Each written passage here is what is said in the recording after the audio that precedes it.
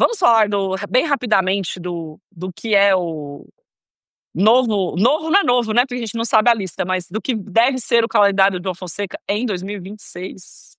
Foi um assunto que surgiu essa semana, né, acho que o primeiro perfil que eu vi postando isso foi a Carol, né, do Fonseca Updates. E aí é o seguinte, né, isso é uma coisa que, né, como já falei na outra live, né, acho que eu nunca acompanhei um jogador surgir desde o juvenil, né, que eu assisto o João desde o juvenil até ele entrar no ranking adulto, e aí vindo de Challenger 50, Challenger 75, até chegar onde a gente tá agora, né, que é o top 30, né? Então, o que que acontece com o jogador quando ele termina um ano no top 30? Ele se torna um negócio chamado commitment player, né? A expressão para mim, pelo menos, foi nova, eu nunca tinha visto, né, isso, porque como foi, nunca acompanhei alguém tão a fundo para poder saber desses detalhes, né? E aí você muda algumas regras, mesmo que o jogador saia do top 30 no próximo ano, ele ainda assim precisa cumprir esses requisitos. Então, oficialmente, né, como eu falei, o ranking se encerrou nessa faixa, né? Depois do finals agora, então o João oficialmente vai terminar o ranking como número 24. Começou o ano como número 145, então uma crescida de ranking absurda, né? Porque cada passo que você dá no ranking é mais ponto que você tem que fazer, né? Então não é proporcional sair do 140 para o 100, mesma coisa que você sair do 70 para o 30, né? São 40 posições, mas não é a mesma proporção, não é a mesma quantidade de pontos, né? Então consolida um ano fantástico. Depois a gente quer fazer uma live só para falar só do ano do João, né? Mas o que que acontece com isso agora, né? Então ele tem a obrigatoriedade de entrar em todos os Masters 1000, a parte de Monte Carlo, né? Monte Carlo é um Masters 1000 que não é obrigatório, todos os outros são obrigatórios. Claro que diante de lesão ou alguma outra coisa, o jogador pode se ausentar, mas existe essa obrigatoriedade com o Monte Carlo opcional, então os outros 8 Masters 1000 precisam ser jogados. Passa a ter obrigatoriedade de jogar 5 ATP 500, sendo que um deles precisa acontecer depois do US Open. Esse ano, por exemplo, o João jogou só 3 ATP 500, né? Ele jogou o Rio, Halle e Basel. Então ele vai precisar adicionar aí 2 ATP 500 né, no calendário dele, pelo menos, né? A gente teve uma discussão, tudo no Twitter, teve uma discussão no Twitter de quais deveriam ser esses 500. Acho que o Guto fez um post sobre isso, a gente discutiu no grupo também, então deixem aí nos comentários quais 500 vocês querem que o João jogue. Exatamente, Moisés. Agora o João é CLT, vai ter que cumprir carga horária, vai ter o mínimo aí de jogos e mínimo de torneios para ser jogado. E aí, obviamente, também entra no benefício, né, que o bônus também é bem melhor, né? Para os jogadores que terminam no top 30, esse bônus é baseado no desempenho que eles tiverem somente em Masters 1000. Então, e aí, gente? O que esperamos, né? A gente não vai fazer uma live só sobre isso, então não é agora, mas o que esperamos do próximo ano, não podendo fugir de. Não tô falando que o João fugiu do torneio, pelo amor de Deus. Mas talvez tendo que fazer menos pausas e parar menos do que ele parou esse ano. Bom, eu acho que é justo a gente primeiro pensar como é que foi esse ano dele, que só de sucesso, assim, uma evolução muito grande, natural, realmente tiveram várias pausas, mas eu fiz uma pesquisa, como a Léo já trouxe, né? Ele precisa disputar pelo menos 5 ATP 500 e ele disputou 3. E a gente também precisa que ele participe de 8 Masters 1000 e ele disputou 6 esse ano. Então, realmente, vai ser uma exigência maior, vai exigir realmente talvez um condicionamento físico maior, coisa que o João sentiu algumas vezes esse ano, mas eu acho que está em plena evolução essa questão física. Então, assim, é realmente sentar e confiar no processo. Eu tô confiando. Confiei esse ano. Muita gente criticou, por exemplo, quando ele abriu mão de Xangai, abriu mão de um torneio, abriu mão de outro. Mas realmente a equipe dele me dá muita segurança, assim, de que eles vão sentar, vão conversar, vão se entender. E a gente, foguete não tem ré. Então é acreditar que ano que vem são voos maiores, mais responsabilidades, mas também tudo fruto de um ano que foi muito maior até do que ele estava esperando, né? Que ele queria chegar mais ou menos no top 40, cabeça de chave de Grand Slam, e tá terminando aí com o número 24. Um dos críticos, né, dele ter pulado a gira asiática, mas quem sou eu? Não entendo nada. Atitude acertada, porque a gente não vai mais ter reclamações sobre o calendário 2026, né, não vai ter mais haters de calendário. E assim, ele tem muitos pontos a defender, claramente, mas ele também tem algumas lacunas de pontuação que estão abertas, né, que ele não jogou, que ele pulou. Então, a possibilidade dele sair do top 30 para top 20 é absurdamente grande. E assim, tem a questão também nesses 5 ATPs 500, ele pode jogar Monte Carlo, né? Monte Carlo conta como 500. Aí é questão de ver como que ele vai acertar, né? Porque eu acho que daqui a um tempo vai se tornar inviável ele jogar Buenos Aires e o Rio Open, por exemplo. Eu acho que, assim, esse assunto de calendário é, cara, é um tabu no Twitter, né? Mas é a coisa mais legal de conversar, né? Todo mundo gosta de falar, porque, cara, o que a gente tem pra fazer é ficar falando sobre isso mesmo. É claro que, assim, né, a gente vai,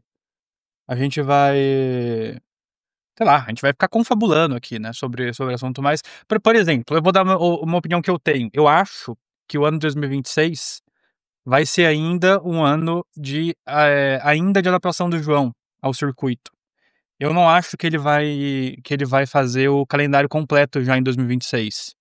Eu acho que talvez só em 2027, se eu fosse apostar, que o João ia fazer um calendário inteiro, assim, que ele vai 100% pra fazer o ano todo. Eu acho que ainda o ano que vem vai ter pelo menos 1 ou 2 pausas maiores. Por que eu acho isso? Porque como a equipe vem trabalhando nos últimos, desde sempre. A equipe do João tem montado esse tipo de calendário pra ele. Um calendário adaptativo, com as pausas, que o pessoal reclama muito. O pessoal pode ter razão ou não. O fato é que a gente não tem como avaliar, porque a gente não sabe, né, qual é exatamente o planejamento, mas o fato é que tem tido essas pausas. E o que tem acontecido é diminuir essas pausas, eu acho. Eu acho que o ano que vem ainda vai ter um pouquinho pra questão questão da construção física do João, que é o que o pessoal tem feito, né, na equipe dele. Então acho que ainda vai ter umas pausinhas, não sei exatamente aonde. A equipe do João é uma equipe muito ligada, muito dinâmica. Eles têm um planejamento muito bem feito a longo prazo. Eles com metas traçadas a muito longo prazo. Tudo, o pessoal critica muito, mas tudo é feito muito pensado. Tenho certeza absoluta que tudo isso já está definido, por exemplo, inclusive, talvez com uma margem para adaptação aqui ou ali, mas é isso. Eu acho assim, vai ser um ano ainda de final de adaptação ao Tour, eu acho. Aí ele jogando realmente agora pra valer só os grandes torneios. O ano passado ele começou jogando Canberra, por exemplo. Esse ano eu acho que ele já vai começar jogando só os grandes torneios, mas ainda num ritmo um pouco menor. Talvez a decorrer com a defesa de pontos dele, por exemplo, no meio do ano é quando ele tem menos pontos pra defender. É provável que seja onde ele jogue mais, eu acho. Porque sei lá, tem menos pontos pra defender, vai precisar, vai aproveitar esse momento pra tentar abrir uma gordura, não sei. Mas, cara, é bom demais, né, ver quando o João entrou no top 100, começou a jogar esses grandes torneios, a gente sabia que ele ia crescer, assim, no ranking por osmose, naturalmente. Ele vai jogando, vai crescendo, vai jogando, vai crescendo, e quando a gente vê, já tá lá, top 25. Tô ansioso pra ver agora esse ano, o primeiro ano pra valer dele jogando só os grandes torneios, sem precisar de convite e o caramba. Vai ser legal. Como falaram aí, né? A gente gosta de discutir calendário, a gente gosta de opinar, gosta de falar o que a gente acha que deveria fazer ou não. Né, gosta de fazer conta, gosta de ver, não, esse torneio tá mais fraco, outro, né, acho que alguém falou aí no chat, provavelmente o João não deve jogar nenhum Challenger, né, no ano que vem, então ele começou esse ano, por exemplo, jogando Canberra, né, que ele foi campeão, que é um Challenger 125, vai começar o ano jogando um dos 2 ATPs 250, né, até vi alguém perguntando se Brisbane tá confirmado, até onde eu sei são rumores. Mas acho que vai para Brisbane mesmo, né? Na primeira semana a gente tem 2 ATPs 250, que é Brisbane e Hong Kong. O que a gente ouviu falar, entenda no Twitter. Deve ser Brisbane, a primeira escolha. Então tá trocando um torneio que vale 125 por um que vale 250, mas muito mais forte do que o 125. Então vão haver essas trocas de um tipo de torneio por outro torneio, mas ainda assim jogando na mesma semana. Eu acho que as pausas talvez elas se tornem menores do que elas foram esse ano, né? Entre Miami e o João voltar lá em Madrid, foi mais de um mês sem jogar. Não sei se ele vai poder fazer ou vai querer fazer pausas tão grandes, mas vai ter que fazer pausas, acho que pela questão do físico, né? Alguém mencionou aí que saiu a notícia hoje de que talvez essa lesão nas costas do Phil seja mais grave do que se imaginava, né? O Phil é 2004, 2 anos mais novo, mais velho que o João, e já tá com uma lesão séria. A gente viu o Mensik terminar o ano completamente quebrado, dando hatch dos últimos 3 ou 4 torneios que ele jogou também. Então acho que a equipe do João projeta que ele esteja inteiro e que essa maturação física aconteça. Eu tenho pra mim, né, na minha cabeça, Delulu, que eles se espelham muito no que aconteceu com o Sinner, né? O Sinner, na idade do João, se machucava absurdamente. Eles têm um físico relativamente parecido, né? Não tenho qualquer conhecimento para dizer que é igual, mas acho que é muito mais. O João tem um físico muito mais Sinner do que o Alcaraz, não tem o físico privilegiado. Então vai ter que se preocupar. E o Sinner é o exemplo, né? O Sinner demorou para se consolidar top, porque ali nessa idade de 19, 20 anos, ele ainda se quebrava muito, se lesionava muito.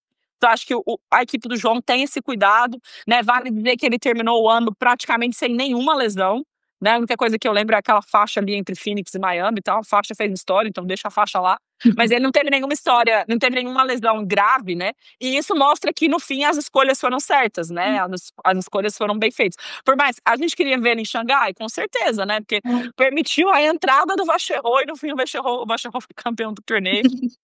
Mas são escolhas, né? E eu acho que as escolhas não tem como falar. Terminou o ano como top 24. Nós vamos reclamar do quê?